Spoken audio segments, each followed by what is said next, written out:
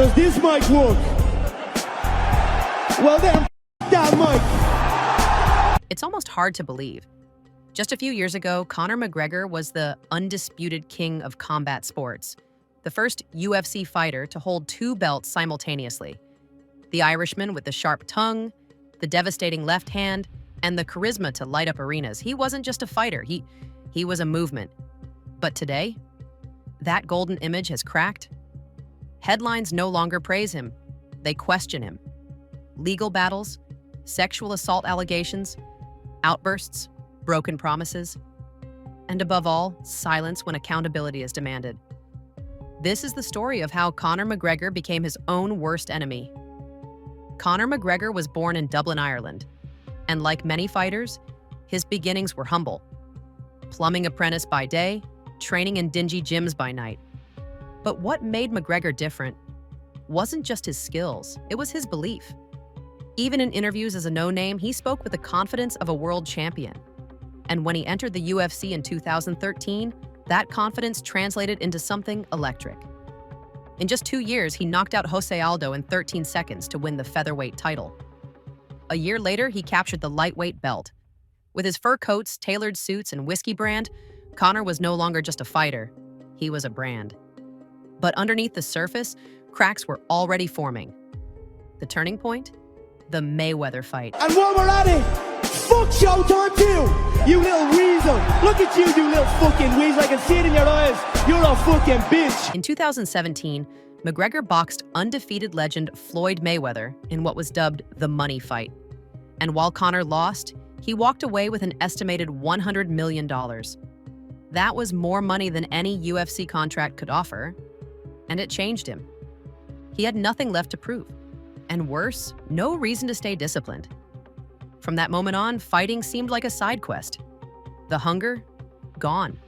The outrageous trash talk? Unchecked. What followed wasn't just a decline in performance. It was a total unraveling. Between 2018 and 2021, Conor fought only sporadically and lost more than he won. His fight with Khabib Nurmagomedov in 2018 wasn't just a loss, it was a public humiliation. He was dominated, choked out, and worse, sparked a post-fight brawl by throwing personal insults involving Khabib's religion and family. The trash talk that once made him famous was now weaponized cruelty. Outside the cage, it got uglier. In 2019, video emerged of McGregor punching an elderly man in a Dublin pub because he refused a shot of Conor's proper No. 12 whiskey. Let that sink in. A multi-millionaire professional fighter punching an old man over ego. This wasn't the McGregor of 2015. This was someone spiraling. By the late 2010s, headlines about McGregor weren't about fights. They were about courtrooms. April 2018, he threw a metal dolly at a UFC bus, injuring fighters, smashing windows, and nearly canceling a fight card. There is a warrant out for Conor McGregor's arrest. They're looking for him right now. His plane cannot take off. He cannot leave the state of New York. I'm assuming eventually, if they don't catch him, he'll turn himself in. 2019, multiple sexual assault investigations in Ireland were quietly opened, though no charges were officially filed. The media caught wind, but Conor stayed silent. 2020 to 2022, arrested for attempted sexual assault and indecent exposure in Corsica. Sued by former associates. Caught in altercations on camera. The list kept growing. Fans began asking, how many chances does he get? And while the UFC seemed reluctant to hold him accountable, fans weren't so forgiving anymore. McGregor's return to the octagon in 2021 against Dustin Poirier was supposed to be his redemption. Instead, he was knocked out. Yeah, it's heartbreaking, John. You know, it's hard to take the highest highs and the lowest lows in this game.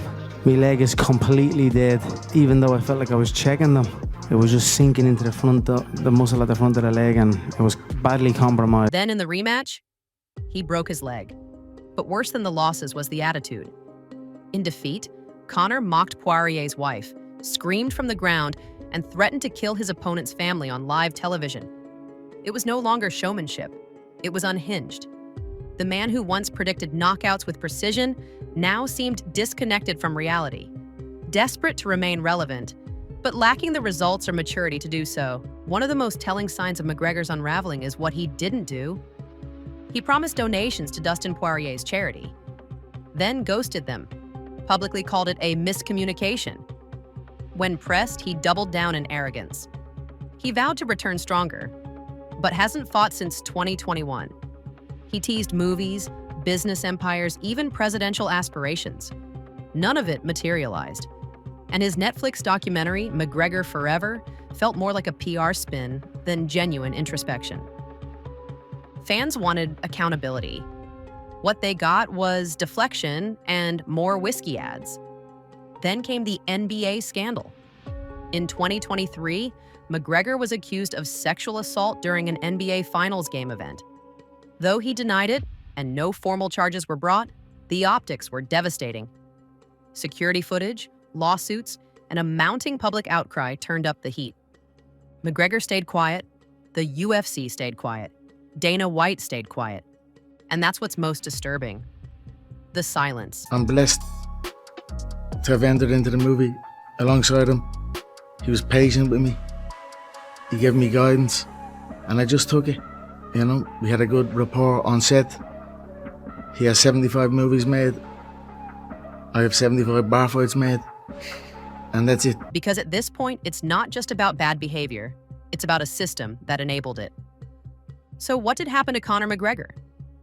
He became what he once fought against: entitled, disconnected, and directionless. He built an empire, then poisoned it with ego.